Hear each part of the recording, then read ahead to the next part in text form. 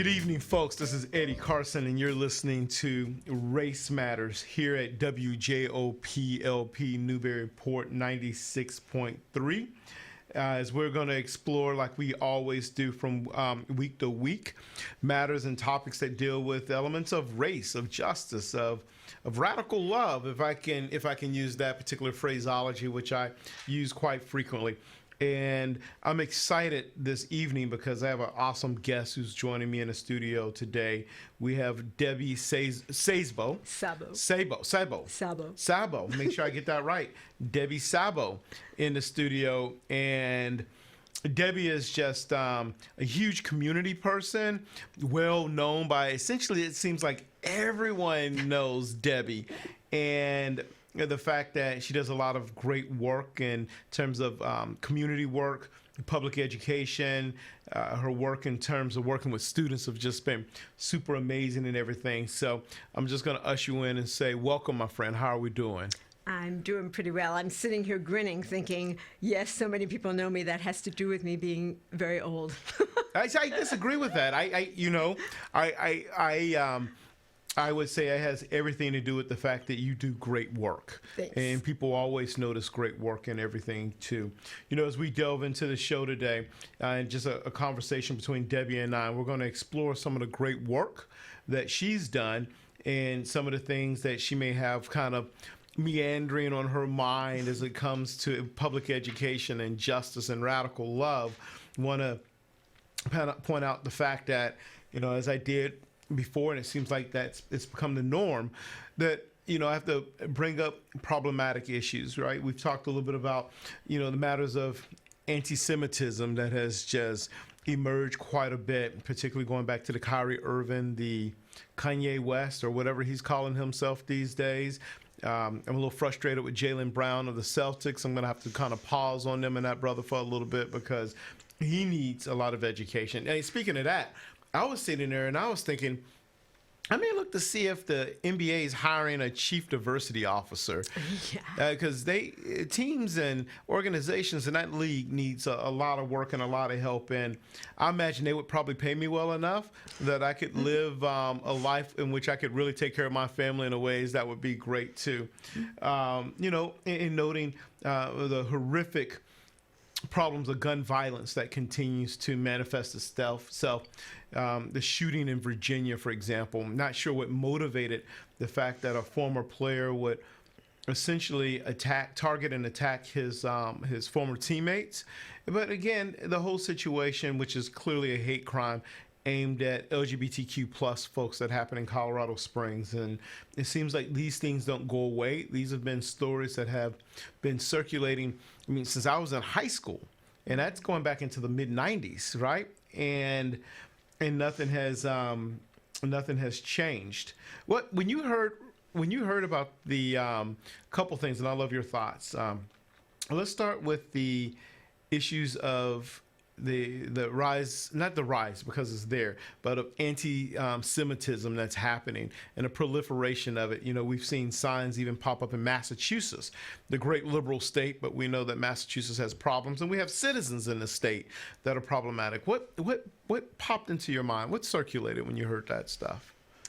Well, of course, always makes me sad. I'm actually the child of a Holocaust survivor. My mother was born and bred in Manhattan and never left Manhattan, but my father is another whole show for you. He dodged here and there and everywhere and did manage to get to China during the war and lived in Shanghai for 10 years and finally got to America in 1949. So I have very little family, and so it is personal for me, although I have to say I feel that way about almost all of the isms. Absolutely. I'm not sure, you know, that one is just a little more personal. And I feel like what you said is true. These things have really never gone away, although I feel like sometimes I feel like there's sort of a 2 steps forward and 1 step back. And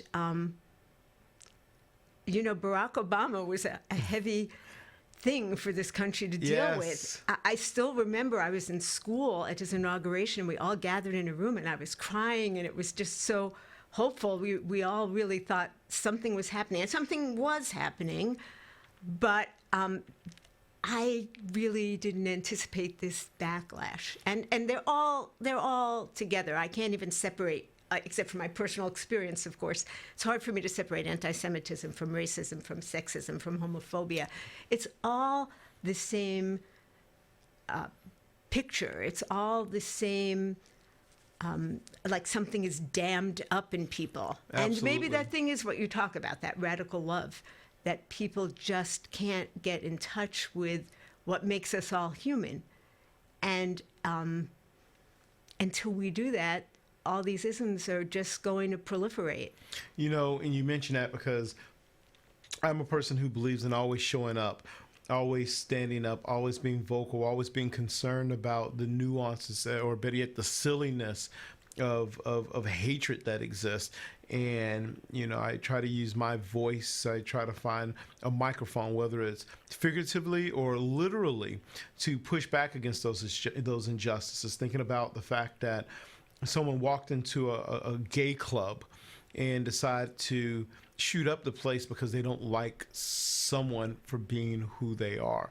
And we see that whether it's with queer folks, whether it's towards women, Jewish folk, black, brown folks. We've seen a rise of anti-Asian, Asian American hate that has really proliferated over the years. And, you know, and I wonder, right? You state, starting with Barack. Yeah, Barack and we have a relationship, so I call Barry, him Barack. yeah. Barry. I call him Barry. You call him Barry, so you have a closer relationship to him than I do. In my dreams, yes. And we all remember that moment. Maybe we've actually turned a corner here. Mm-hmm. And you stated, 2 steps forward, 1 step backwards. Sometimes, because I could be probably a little bit more optimistic, but I'm not. I'm hopeful. That it feels often like we've taken a step forward and 2 steps backwards as we think about this conundrum that exists in this country.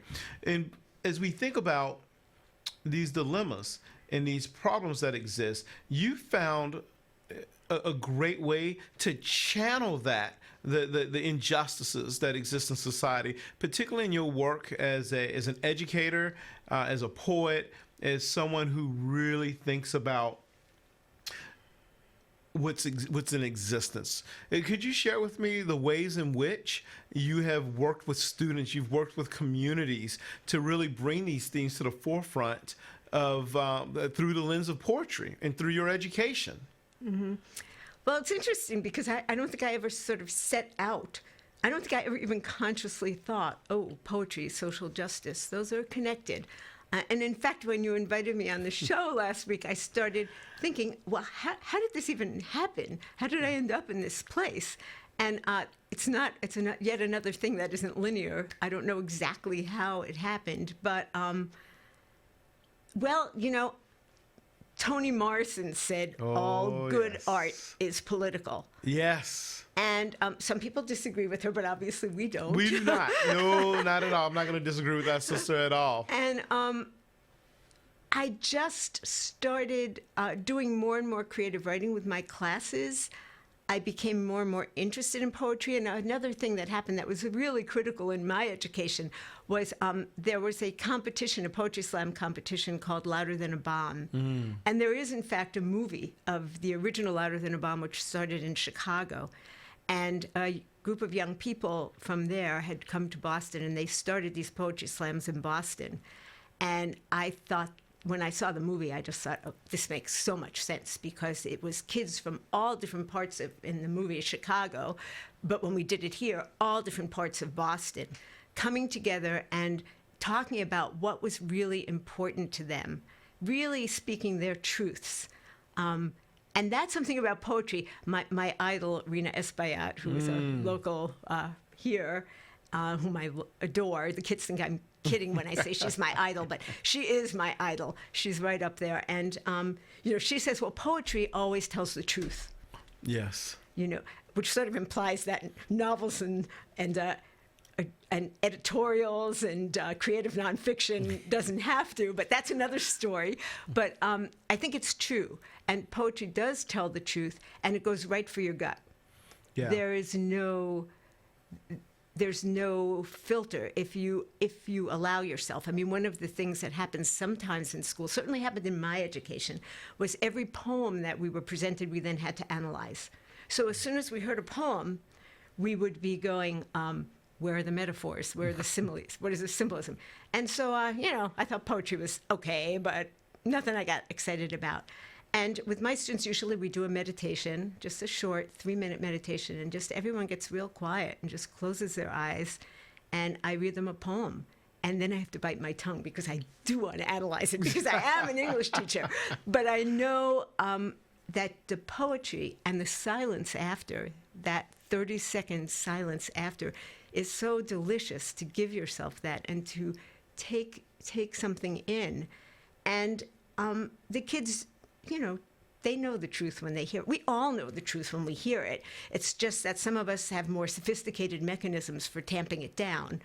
But, I also believe in meditation and being quiet, and then it gets harder to just react the way certain systems have oriented us to reacting. And I love that. When did you first fall in love with the English language? When did you fall in love with writing? When did you fall in love with poetry? And before you answer that, I have a confession, right? And I'm a soul brother, and I don't want you to love me any less. I'm a person who does a great deal of writing, a much more very analytical academic writing,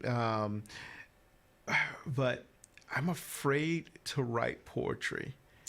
I have a fear of writing poetry. I'm like most people. I've seen Dead Poets Society a billion times, and I probably need to follow the lead of John Keating. I should just tear out the pages and find my own rhyme and my own flow, and I haven't gotten there yet. So wanted to point that out. But love to hear your thoughts. Well, wait a minute. Okay. I want to know why do you think you're afraid of poetry? I think it's interestingly enough, right, and some people probably don't know this about me, but I'm a rule follower. And I only break rules when I believe there's an injustice that exists. I think my mother worries about me breaking rules to tackle injustices, but those are the things that I do. And so for me growing up, I've never taken a poetry course. I have a lot of academic work in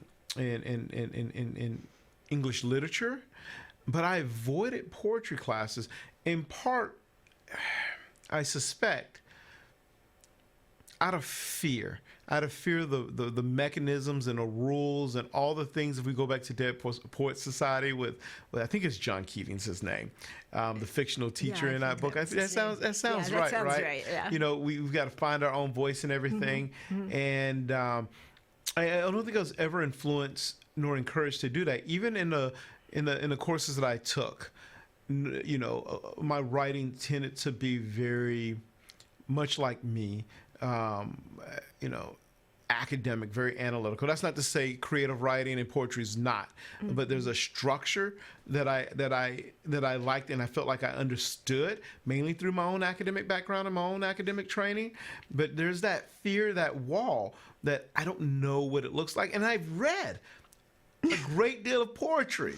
Now, I have a colleague. I'm going to give a shout out to my white soul brother, Philip Luke Senatore. It's an academic down in Houston who's written a lot of brilliant stuff on Du Bois and race and a lot of poetry because that's his thing. Now, he loves creative writing. But I even said once that I'm going to outline a story, a fictional story. And, I even got pictures, mapped out the plot lines, character development, all of those things.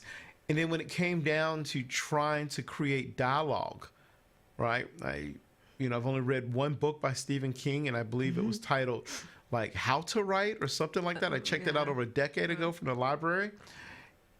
And I thought, I'm not sure I can write dialogue. It's too creative, and I don't know if I'm good enough to do that. And so that goes back to poetry. I think it's the same thing. Well, we're going to have you come into our class, Eddie. I would need to. Well, trust me. You know what? I'll come and we'll talk. And I'll let you share whatever you like to share during this show about the work that you're doing there. But you know what? I could use a lot of help. Well, That's interesting that you would say that because there is such a thing as formal poetry, and that does have certain rules, but it's like any art form. It's like, sure, Picasso could draw a carrot and make it look like a carrot, but then look what he did, and I think there is something to it, and I do not force, but encourage students to write sonnets and to write villanelles and to write triolets and to learn all of those forms, because it's just as you would practice your foul shots, on the basketball court, or sports analogies. I like it. I'm a When I sports person. But or scales on the piano. It's good you internalize those forms, and you internalize those rules, and then you don't need them anymore, which is probably true of life as well, if you think about it. No, and I like the way that you put that. And I had some great teachers growing up, great English teachers, in high school and in college and everything too. But I don't think I push myself enough to ask for the help, for them to inspire me to do the things that you're talking about, right? Well, maybe there are rules, but there's a space, is what I'm hearing from you, where the rules can be broken. Absolutely. So what does that look like to break the rules, whether it's in creative writing, and again, poetry is a part of creative writing, so I'm going to kind of lump all of that in. I'd love to hear your thoughts on that. Well, I think, again, it has to do with being true to yourself and speaking your truth, and that's really, I feel like, why my students are often so receptive, because they're not writing for me. I mean, sure, I have to give them a grade, but they're not writing for an MCAS. They're not writing for the Another SAT. conversation there. Another conversation. There, right.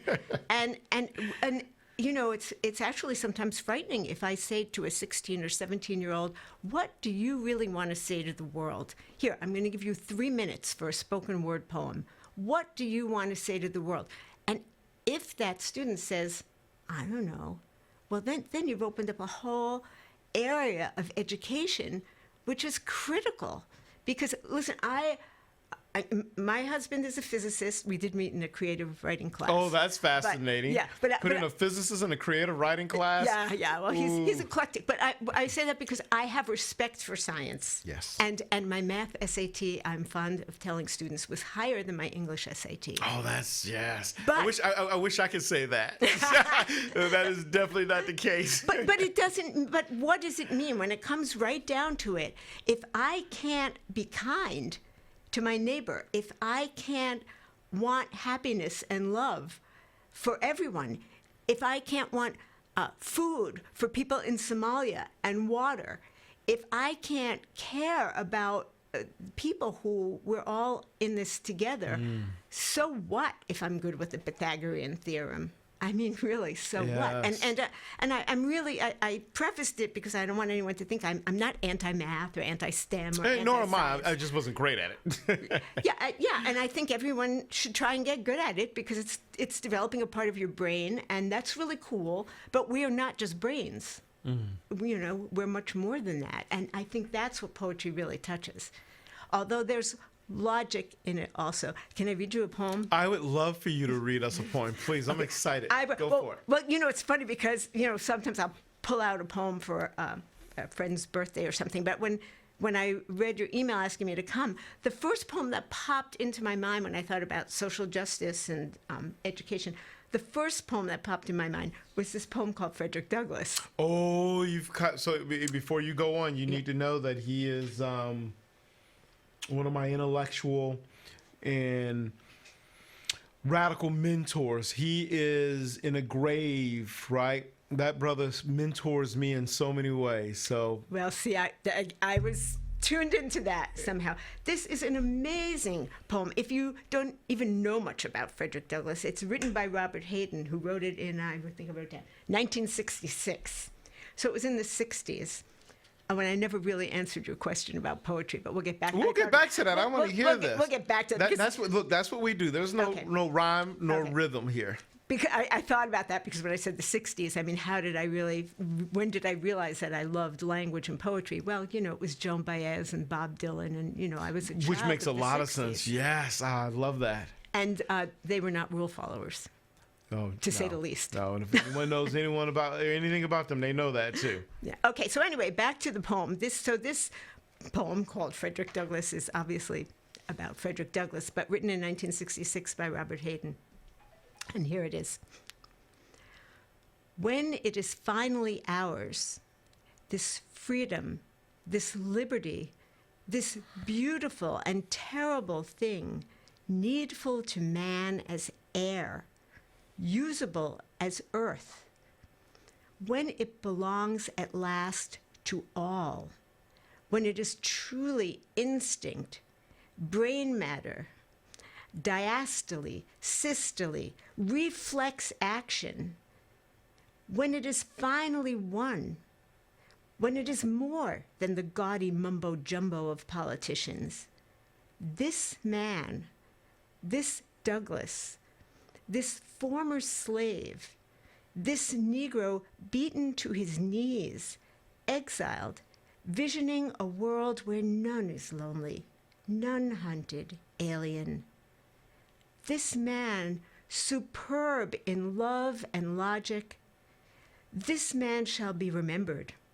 Oh, not with statues' rhetoric, not with legends and poems and wreaths of bronze alone, but with the lives grown out of his life, the lives fleshing his dream of the beautiful, needful thing. Oh, so I have a confession. I've never read that before, but I'm going to look it up later and revisit it again. That was powerful. It's hard not to just tear up, isn't it? I mean, that is, when you first read that, the first time you came across that, what did it do for you, to you? Well, I think the repeat of that word needful, that freedom is something we need. It's in our human selves, and we all need freedom, and also usable as earth. It's useful. We can't grow without freedom, not as individuals, and certainly not as a civilization or humanity. And it was just so inspiring to me, and somehow I felt in reading it, like at that end part, not with statues and rhetoric, not with the legends and poems and wreaths of bronze, but with the lives grown out of his life and the lives fleshing his dream. And I feel like I got a little piece of Frederick Douglass in me.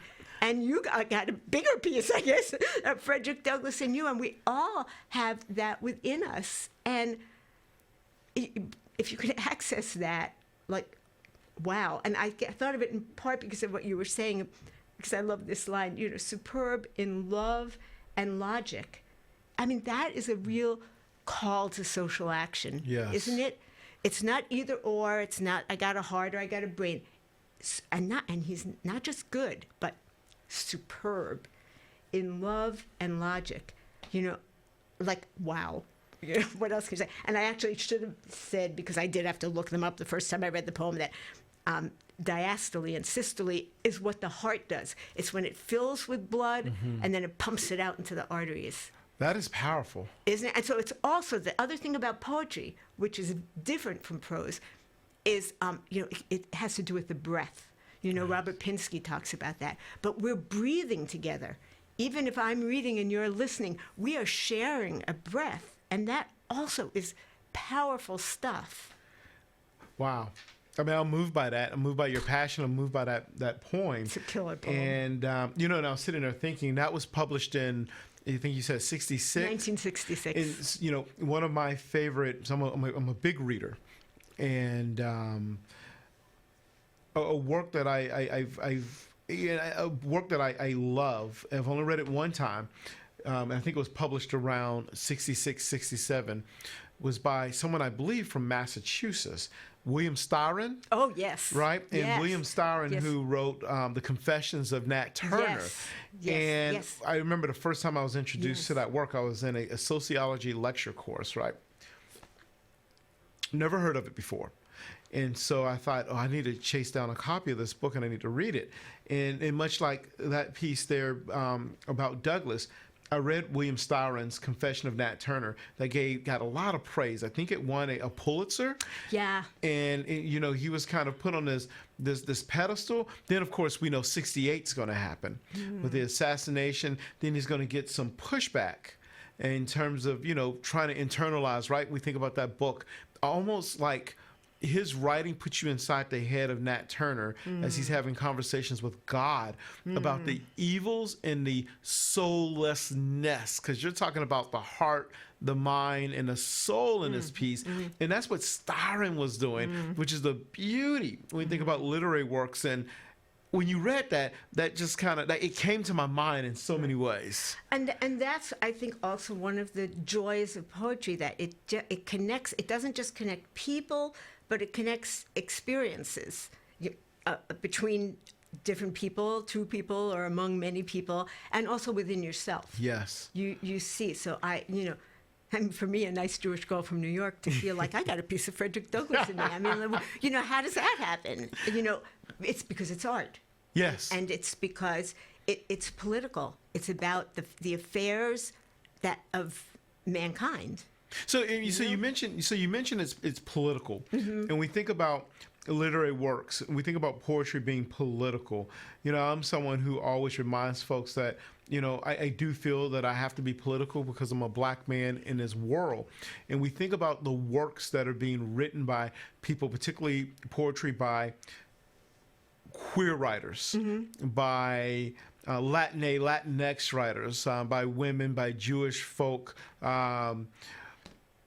What's that experience like for you to read works either by folks from those communities or folks even who are white brothers, sisters, and non-binary folks such as this, who are writing about the experiences and the injustice that people of marginalized groups are experiencing? Well, it almost doesn't matter, because part of the reading, and I don't want to belittle other art, because I think visual art does it too. Although I'm like a language person, and Right. I think language does give it a special little hit. But whatever. Okay, let me see if I can say this. Everybody really wants the same thing. Everybody wants freedom. Everybody wants love. Everybody wants to feel safe and secure and have food and shelter. And, that's probably, and to be happy, whatever being happy means, but I think that's what it means. It has to do with love and freedom and peacefulness. And everybody wants the same thing. So however you're angling at it, to whatever extent I can connect with, I want the same thing. My experience is not that of a black person or a queer person or anything. And that's also important for the students, I think, especially in a place like Newburyport, which is pretty homogeneous. Yes. For them to listen to these poems and to get it. You want to hear another killer poem? Please. This is beautiful. I tried Read away. I try not to bring too many. But No, you can't bring too many. Well, because this is another one related to what I said, and I'll tell you why. This is called Facing It, and it's by Yusuf Komunyakaa. And this was written in 2001. I'm not going to tell you where he was, because it's in the poem halfway through. Facing It. My black face fades, hiding inside the black granite. I said I wouldn't, damn it. No tears. I'm stone. I'm flesh. My clouded reflection eyes me like a bird of prey, the profile of night slanted against the morning. I turn this way. The stone lets me go. I turn that way. I'm inside the Vietnam Veterans Memorial again, depending on the light to make a difference. I go down the 58,022 names, half expecting to find my own in letters like smoke. I touch the name Andrew Johnson. I see the booby trap's white flash. Names shimmer on a woman's blouse, but when she walks away, the names stay on the wall. brush strokes flash, a red bird's wings cutting across my stare, the sky, a plane in the sky. A white vet's image floats closer to me. Then his pale eyes look through mine. I'm a window. He's lost his right arm inside the stone. In the black mirror, a woman's trying to erase names. No, she's brushing a boy's hair. Oh, that is great. I can hardly read it without crying. And you know, I thought of that after whatever it was that you just said that I don't remember anymore, because because partly because I have a small family, and partly because I hate to use the word privilege because I know it's a loaded word, but nobody I knew personally went to Vietnam. Nobody. Everyone had an out. Everyone. And when I read this poem, and the end, but I am a mother. Mm-hmm. And so when I first read this poem and I got to the end and it said, in the black mirror, a woman's trying to erase names, which in and of itself, trying to just erase the whole thing, you know, and that's, which is another whole topic for another radio show, denial. What does that do? What does it do to a person? Erasure is a real and serious matter. Whoa, whoa. And then she's brushing a boy's hair and she's got this little boy. And all of those are somebody's little boy. And so, you know, how do you read that and feel that and then walk into a bar in Colorado Springs and shoot people's little boys or girls or non-binaries? I mean, how do you hurt somebody? Because everybody's somebody's little baby.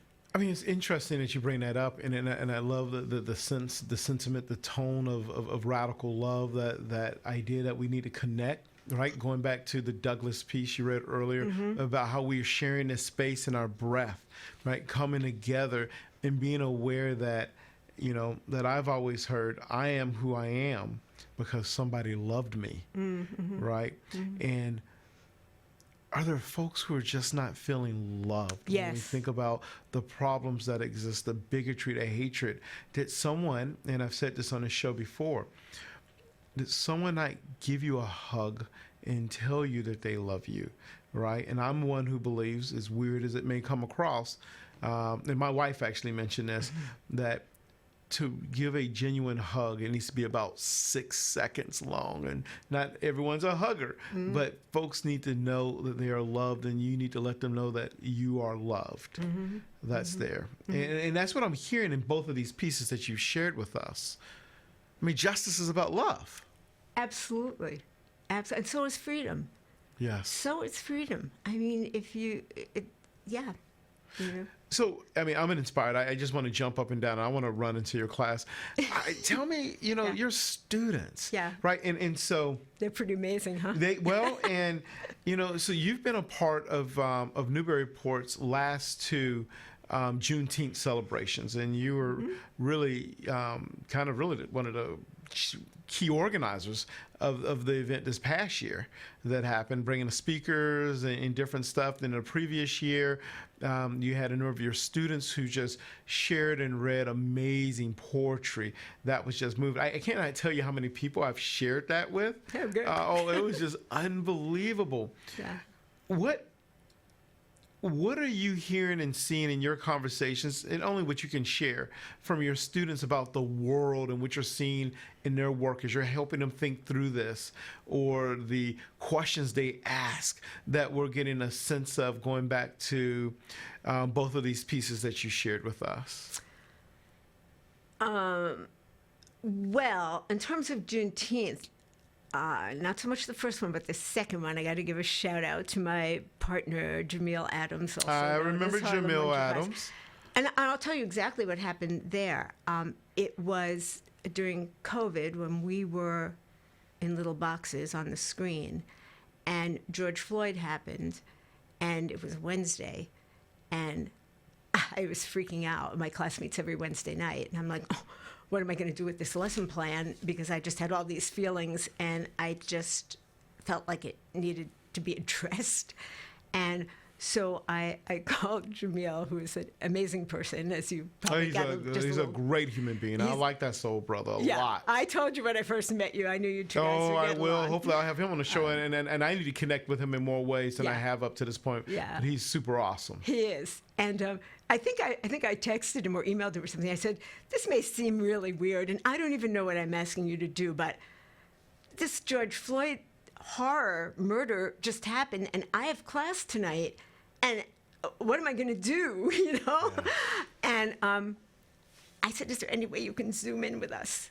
And he's always game for anything. He's like, yeah, sure, Deb, you know. You got to love people who are willing to show up when needed. Wow. Showing up is more than half the battle. Absolutely. And, you know, he didn't even have to drive, you know, beat the traffic or anything. So he got on Zoom. He did his magic. I don't remember what he did. You know, he was himself. You know, he's just himself. And he is, you know, a big black man who is just a wonderful human being.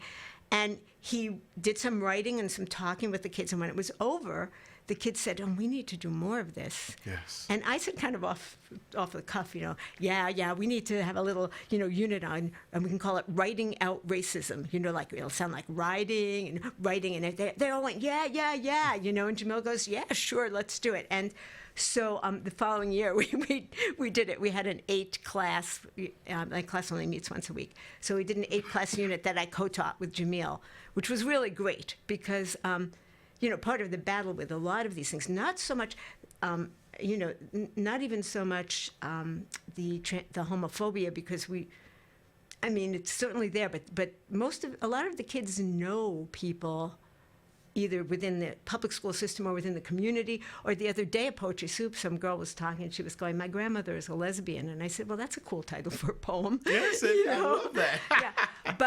But in terms of people of color, there are a handful of students at school who are very quiet. I mean, it's hard. It's hard because of Yes. where we live.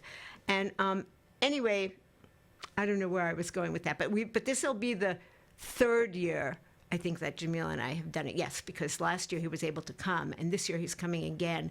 So it's just a little taste, you know, but it's something. But it came from the students. I mean, that's the part that people need to understand. Well, I mean, and you mentioned this and thinking about, you know, you got the soul brother to engage, particularly in a community where there are just not a lot of folks who look Right. like me, not a lot of folks that look like Jamil, for example, Right. too. You know, and I don't know this. It seemed like I checked once, but I don't think there's a BIPOC, a person of color in general, African American, a brown person, on faculty at Newbury High School. Am I wrong? I believe that is correct. There may be a person of color in one of there's not at the high school, I don't believe. Yeah. There may be one person of color at the middle school. I'm not, but regardless, I mean, the kids' experience is very, very limited. And I mean, when we did the unit at one point, you know, I said to them, how many of you have ever, you know, had a teacher who was a person of color? Nobody said, how many of you have ever had a doctor who was a person of color? How many of you have ever had a dentist who's a person of color? And that's all, you know. I didn't go off onto a tirade and then we just moved on to the next thing. But I could see the wheels turning in the kids' heads because that's important though. I mean, because again, that whole, you know, being, you know, retrospective, really being reflective about your environment, your community, and your surroundings. Right. And always paying attention, even in the books we read, what's absent from this space? Right. What voice is missing? Right. And then being the genius of your work. And I just want to shout at you and say the genius of your work is the fact that, you know, while students may or may not be cognizant of this, you're making them aware that they live in an insular system where those exposures and those experiences don't exist, and you're bringing folks to them that can help them kind of navigate, right? And it comes out in the work that I've heard from them that they've done. Yeah. No, they really get it. I mean, they get it, and they want to. I mean, that's the beauty of the kids. You know, they want to be in touch with that love that is within them, and they want to connect to different people. It's not that easy, you know, and Yes. they're just kids. And so yeah, that's sort of what I came to at some point. Well, okay, I'll bring in, a poet. One of my favorites just came to last. Actually, I don't have favorites. Well, you're better than me. I do have favorites. Yeah. But I say of the poets that I bring in to the kids, there have been a couple of Cambodian American poets, and one in particular, Princess Moon, who came last week, who writes a lot about her Cambodian American heritage. Well, the kids are like, oh, well, where is Cambodia? And she's also a beautiful, loving, warm person that you just fall in love with the person, and then you care about them, So I don't remember what your question was, but maybe no, that is great. But the kids really are interested. I mean, that's what I want to emphasize. That it's not like I said, walked in and said, let's talk about racism. That's not even my thing in particular. I go, so let's talk about poetry, but they are interested. So in terms of the work that you're doing and everything too, could you share with us, so you teach English literature at Newbury? Well, I taught for, actually, as of January, I will have been a teacher for 50 years. Congratulations. It's a little ridiculous. And before I came here, I taught in Boston, and I taught during the years of desegregation. That's when I got hired, 1974, piece of cake. Right around the Metco time and everything, starting up the program. It was all the busing, all the craziness. And I got laid off in 1981 because by then, that's a whole nother show for you. Because I'm taking notes mentally. After 7 years, what had happened in the Boston Public Schools was that there was all the white flight, and there were hardly any white kids left in the school, and there were hardly any teachers of color. So it was a court ruling from Judge Garrity that they laid off all the white people from seniority starting from 1 year. I had 7 years in. I was gone, and I didn't mind. I felt like, yeah, I'll go. This is not. I knew it wasn't okay. And I think most of us did, but it was a great experience. But what did you ask? So no, you answered that. So in terms of thinking about the work that you're doing, right? Oh, right. So and then I landed in Newburyport, but I did officially retire in 2017. I remember you mentioned that to me before, and I was not quite clear about your status because So here's this awesome soul sister here who's saying that I'm retired, but yet you're so deeply engaged. Well, yeah, I only retired because it's another show, about what public education teachers. I had hundreds and hundreds of hours of work to do every weekend, and I just sort of got to an age where I felt like I just want my weekends back. I don't even mind working a 40-hour week, but I can't correct papers all weekend. I really don't want to. And, there were some other issues, but the school had started these what are called flex classes. So there were classes that it just happened to all come together in a very coherent, synergistic sort of way. And so when I was thinking about retirement, I just asked the principal and superintendent, well, what do you think about me just doing a flex class in creative writing? And they said, sure. And so it's been. And this is where you are doing that work. And this is where I am doing this work. And it's great because I give an incredible amount of time and energy to this one class because having, 23 students is way different than having 100 students.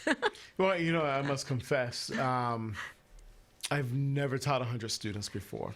I don't know what that looks like. I can imagine, right? It goes back to what you said earlier, working a full-time week and being really busy on the weekends and just thinking, where do I find the space and this time? And now you've kind of turned that space, time, and energy into something really positive. Yeah, it's always been positive. It's just like it was too much, and particularly because writing kind of was my jam, and I can't make intelligent comments on a kid's. If a kid pours his heart into a poem or even into an essay or even into an academic paper, which is what I was reading more of then, and a kid spends even an hour, they should have spent more, but even an hour, really working on this paper, I'm not going to look at it in 5 minutes and go A or B or C and toss it back to the kid. I was writing, copious notes, and the kids became better writers, but I was starting to lose my mind. So I mean, no, and that's really no, and again, I think there are folks out there listening, and the first thing they're thinking is, well, we want you